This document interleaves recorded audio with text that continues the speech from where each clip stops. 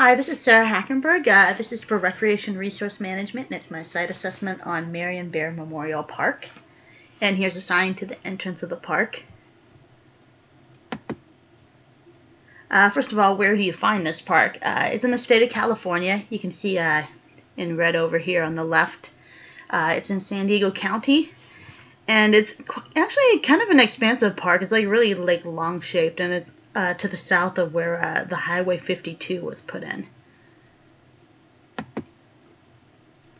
Here's a more detailed map of like all of the trails. It's actually pretty close to like where I work, so I'll usually go in on Genesee Avenue, kind of in the middle over here. And yeah, it's pretty expansive. It's about 467 acres. It actually was established at being as 367, but in 1968, with money from San Diego Proposition C, 73 acres was purchased and added on.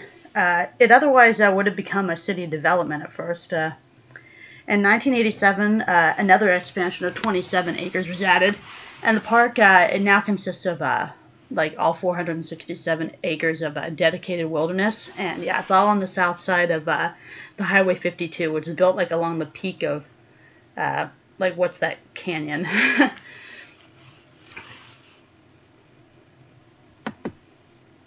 Moving on to, I might as well tell you a little bit about the park's history before we get into things.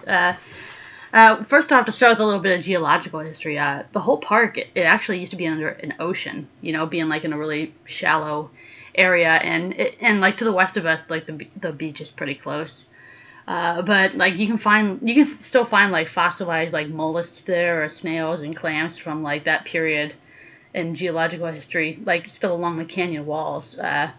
Like the fossils, they're like preserved in like the sandstone and like in siltstone, and you can see it like in the road cuts along like Genesee Avenue and Regents Road. Oh, anyway though, this started with the Kumeyaay tribe. The canyon back in the day, like 10,000, like think like 10,000 for 10,000 years, it provided food and shelter for these Native Americans who inhabited the area. I included an image to the right over here. This was actually on site. You can see like these mortars like on this bedrock that were used by the Kumeyaay to grind acorns and grain. So there's a lot of history to this area. Or I know I couldn't find it, but I've heard that there's an oak tree in the area too, where like somebody had placed a rock like a long time ago, and the tree actually grew around it enough to the point where you knew it was put there like a really long time ago. Let's see, what else? Oh, there was the Spanish period between like the 1700s, and then, you know, the Mexican period, and finally like America when we moved out westward, 1848 to the present.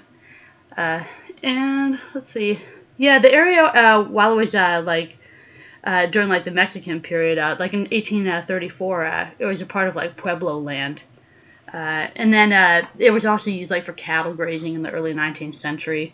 And in the late 19th century, the canyon was actually named Clemente Canyon, after a Native American rancher who had resided in the area for a while. In 1968, that's when the canyon actually was named San Clemente Park by the city of San Diego. And in 1979, the same park was dedicated Marian Bear Memorial Park on July 31st, 1979. And yeah, it's called Marian Bear Park, which is, maybe it might be kind of funny for, you know, people from Oregon. It's not a play on like Marian berries or bears or anything. I don't even think Marian berries grow this far south, but it was named for a person. Her name was Marian Bear, and she lived from 1912 to 1979, and that's a picture of her.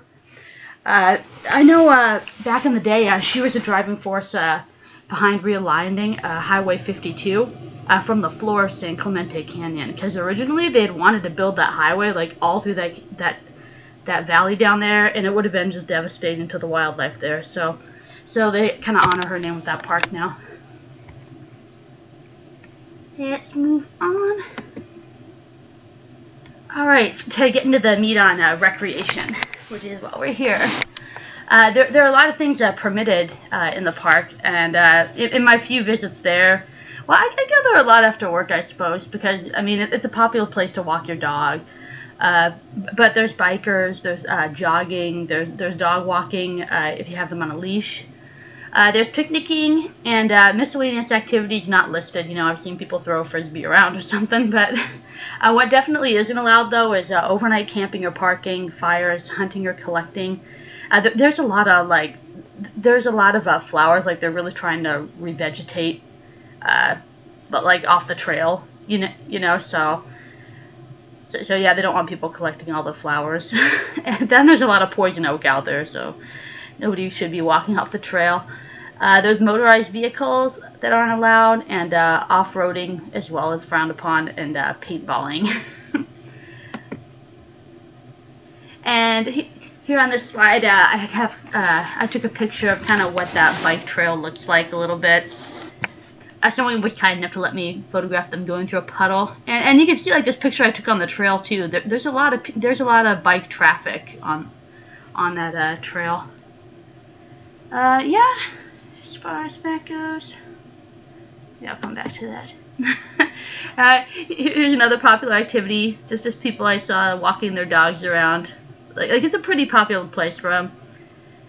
That could be a source of conflict we could talk about. I'd say the dog walkers are the real troublemakers. You see a little piece of duty now and then. And then this is what I come to the park for. I just come for the scenery and for the walking, or for the jogging, if I'm feeling ambitious. I really like there's like a lot of old looking like oak forest. There's a lot of acorns, or there's even places where you can see like woodpeckers like on these pieces of wood. Like there's a lot of dead wood around where like lots of birds like to nest, and where there's these woodpeckers that like to burrow acorns into them. Like it looks really funny. There still is a lot of, what do they call it, like California chaparral. There's just like a lot of like shrubs and small trees too. And then, of course, there's, like, succulents and cacti that grow naturally, and when they bloom, it's really pretty. Alright, and moving on to, like, the facilities on site. When you first go into, like, one of the main entrances off of Genesee Avenue, there's, like, a fork where you can go to either side of, like, the long part of the park that have, like, different trailheads and stuff. And in both parking lots, there are restroom facilities on both sides, as well as little information booths.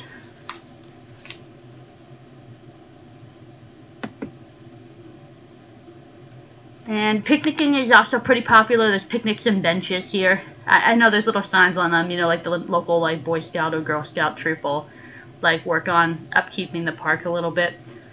But there's those red garbage cans too. Those were all around I counted like 11 in each parking lot, like on every single corner, to where like if you parked or something, like if you were just stopping for lunch or something, you had like some fast food in your car or something, it's like, oh, put it here, like it's pretty obvious. And I didn't see much litter at all. It seems to be a pretty well maintained park. Of the few times I've gone there, I haven't seen anything but like maybe a few like cigarette butts or something. Oh, but you can see though, like it probably does require a lot of maintenance that I'm not seeing behind the scenes, because on the right over here you can see this is the 52 highway that goes like right above where this is the road that goes to either parking lot to the trailheads, and yeah, there wasn't any garbage around it, so that's nice. And that was the end of my my presentation, actually. I guess I have a lot more about the park that I could talk about, like a lot of the scenery. Like there is like a small tributary, like they call like arroyos.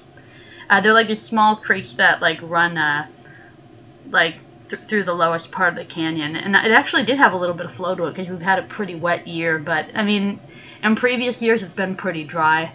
There's also 3 different types of snakes. I know there's like rattlesnakes, bull snakes, and I forget the other one, but but yeah, there's a few snakes out there. People have encountered rattlesnakes, and I saw like a few signs for that, like, oh, watch out for that. Or there's a lot of signs off the trailheads that say like revegetation in process, and calling to people's attention, like, don't go walking off the trail when you're not supposed to.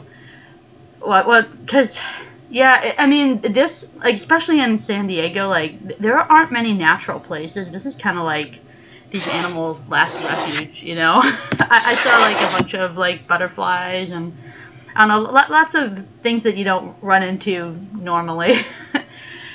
Let's see. Oh yeah, as far as who is in charge of the park, I did look it up. There's let's see. Yeah, the Tri-Canyon Open Space Park Ranger Station. I looked for a ranger station on this site, but there's actually a bigger one at like a point between like, because there's 3 different canyon parts, and you could talk to park rangers there. But otherwise, I heard that like pretty much people will monitor the park, like volunteers or people that are normally dressed, so you don't know who it is. But, yeah, and that was about it. Thanks for listening to the presentation.